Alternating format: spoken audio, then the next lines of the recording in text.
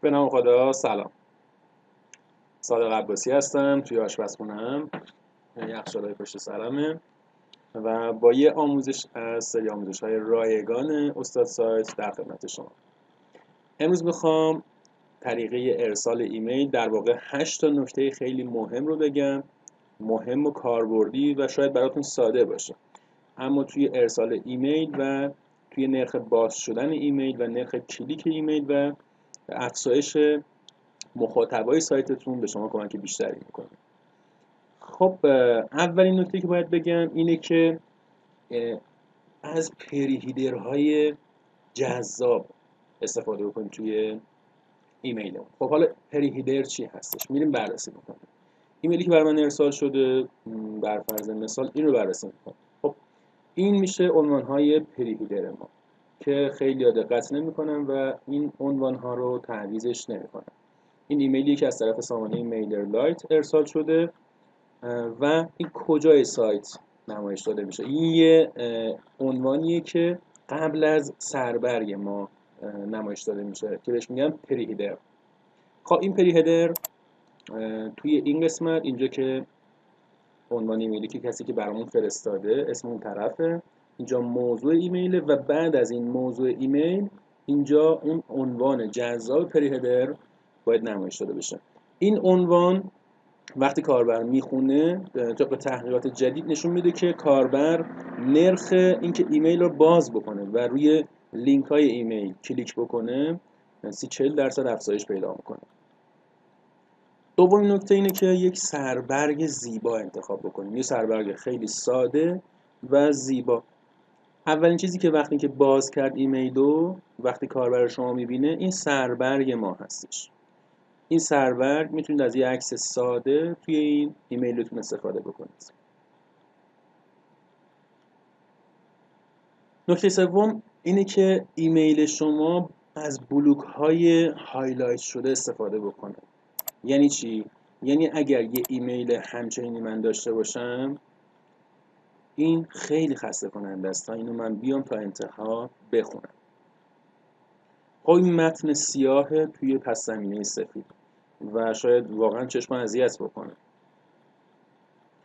کاری که میتونید بکنید خیلی ساده است. مثل این ایمیل که تقریبا استانداردها رو داره، میتونیم بیایم پاراگراف هامون رو جدا بکنیم. یعنی یه پاراگراف، یه پیام رو برسونیم، یه باکسی ایجاد بکنیم، یه دکمه بذاریم، لینک رو داخلش قرار بدیم و از بلوک های متفاوت استفاده بکنیم. یعنی مطلبامون رو بخش بخش بکنیم و به مخاطبمون انتقال بدیم.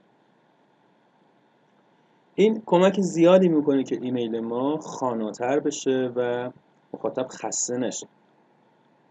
نکته چهارم اینه که خیلیا باز حال و حوصله خوندن این متن خشک و خالی رو ندارن. همه ما باید اقرار کنیم که از خوندن متن سیاه و سفید خسته میشیم. پس حتما توی ایمیل های خودتون از تصویر استفاده کنید. جمله های کوتاه با تصاویر به طور چشمگیر ایمیل ما رو جذاب ترش میکنه. پس همیشه توی ساخت این خبرنامه‌تون مطمئن بشید که حداقل از 1-2 تا تصویر استفاده کردید. مورد بعدی، نکته پنجم اینه که یه الگوی پس زمینه داشته باشیم. یعنی اینکه بیایم سامانه میلر لایت این امکان رو به ما میده که از پس زمینه های مختلفی استفاده بکنیم و یه الگوی خاصی برای این پس زمینه‌مون داشته باشیم. باید الگوهای مختلف رو تستش بکنیم و یه الگوی پس زمینه خاصی رو انتخاب کنیم نسبت به اون خدماتی که ما داریم میدیم به مخاطبمون. نکته ششم اینه که از تصاویر زیادم نباید استفاده بکنید. یعنی اگر یه مطلب خیلی پیچیده‌ای رو داریم که باید حتما با چند تا عکس نشونش بدید، میتونید از تصاویر متحرک استفاده بکنید. این جایگزین خیلی خوبی میتونه باشه که بیایم با استفاده از چند تا عکس یه عکس گیف بسازیم، یه عکس متحرک بسازیم و با استفاده از اون یه محصول، حالا یه خدمت پیچیده‌مون رو توضیح بدیم.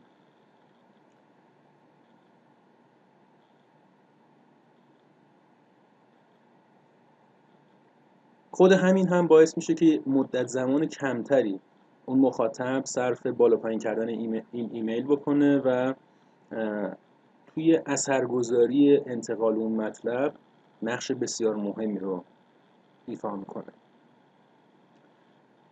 نکته مهمش هم اینجاست که اصلا نیازی به یه طراح برای ساخت این تصاویر متحرک یا به اصطلاح گیف ندارید. کافیه که سرچ ساده توی اینترنت داشته باشید به عنوان گیف میکر، با یه سایتی به نام گیف میکر آشنا میشید که عکسای شما رو میگیره، 10 تا 15 تا عکس شما رو میگیره و آنلاین به یک عکس متحرک و گیف تبدیل میکنه.